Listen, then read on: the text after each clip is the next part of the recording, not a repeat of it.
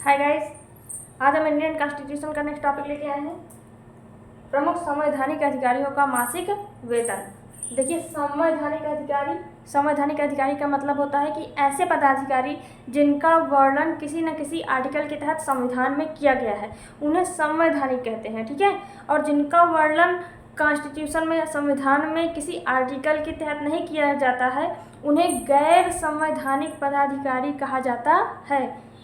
और इन सब का वर्णन किसी न किसी आर्टिकल के तहत किया गया है, संविधान में इनका वर्णन किया गया है, इसलिए इन सभी को संवैधानिक पदाधिकारी कहते हैं। आइए देख लेते हैं प्रेजेंट टाइम में इन संवैधानिक पदाधिकारियों के वेतन, मतलब पर मंथ कितना वेतन मिलता है, मासिक वेतन।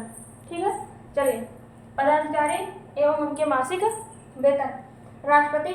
राष्ट्रपति देश का सर्वोच्च नागरिक या देश का प्रथम नागरिक राष्ट्रपति, इन्हीं का वेतन सबसे ज़्यादा है। कितना वेतन है इनका? 5 लाख रुपए मासिक वेतन। राष्ट्रपति का मासिक वेतन 5 लाख रुपए। उपराष्ट्रपति का मासिक वेतन 4 लाख रुपए।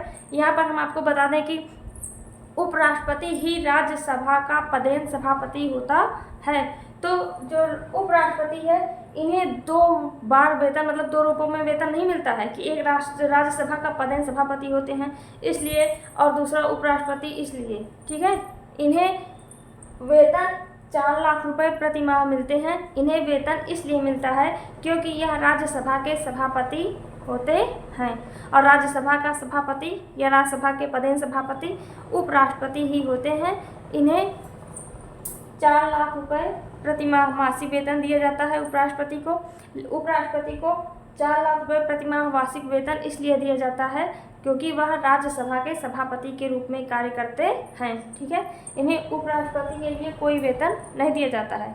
ठीक है, आगे, तो जितना राज्यसभा के सभापति का वेतन होगा, उतना ही वेतन लोकसभा के अध्यक्ष का भी होगा। लोकसभा के अध्यक्ष का वेतन 4 लाख रुपए प्रति माह।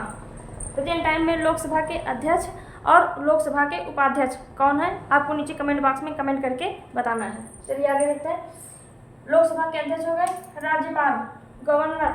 राज्य में राज्यपाल होते हैं। जो स्थिति केंद्र में राष्ट्रपति की, वही कंडीशन राज्यों में राज्यपाल जी की होती है।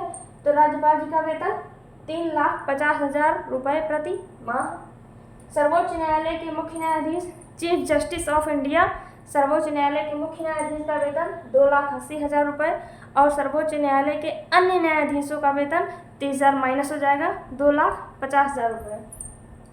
सर्वोच्च न्यायालय के अन्य न्यायाधीश का वेतन 2,50,000 रुपये प्रति माह।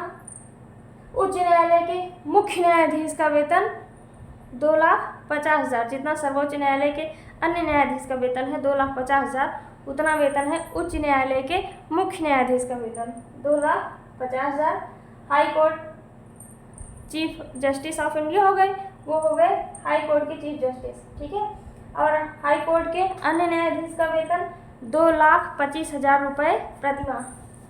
नियंत्रक एवं महालेखा परीक्षक, इनका वेतन 2,50,000 रुपये प्रति माह।